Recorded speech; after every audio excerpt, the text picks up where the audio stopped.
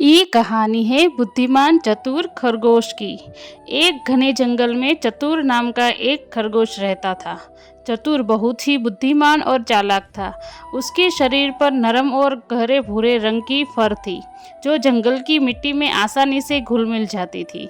चतुर ने अपनी बुद्धिमत्ता से पूरे जंगल में एक विशेष स्थान बनाकर रखा था।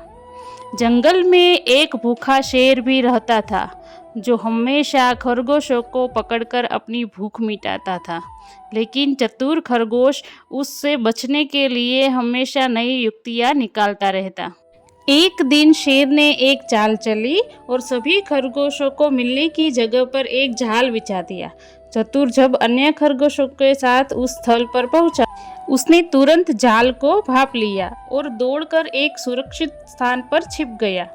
जब शेर वापस आया तो उसने देखा कि चतुर उसके जाल से बच गया है।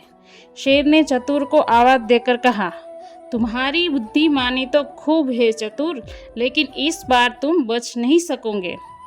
चतुर ने बहुत ही शांति से जवाब दिया, और महाराज, मैं जानता हूँ कि आपकी भूख बहुत तेज है, लेकिन हम खरगोशों को खाकर आपको क्या मिलेगा? हम तो बहुत ही छोटे हैं और कमज़ोर है। मैं आपको कुछ ऐसा बताता हूँ जिससे आपका पेट भर जाएगा और आपको शक्ति भी मिलेगी। शेर ने उत्साह में चतुर की बात मान ली।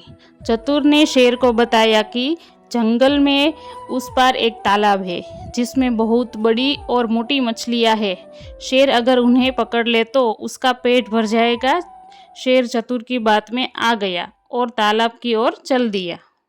इस बीच चतुर ने अन्य खरगोशों को जाल से मुक्त किया और उन्हें सुरक्षित स्थान पर पहुंचा दिया। जंगल के अन्य जानवर चतुर की इस सूझबूझ को देखकर बहुत ही प्रसन्न हुए और उसे एक नई ऊंचाई पर ले गए।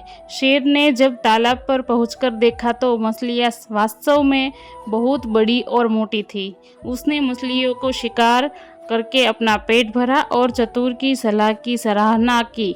उस दिन से शेर ने खरगोशों का शिकार करना बंद कर दिया और चतुर खरगोश अपने बुद्धिमानी के लिए पूरे जंगल में विख्यात हो गया।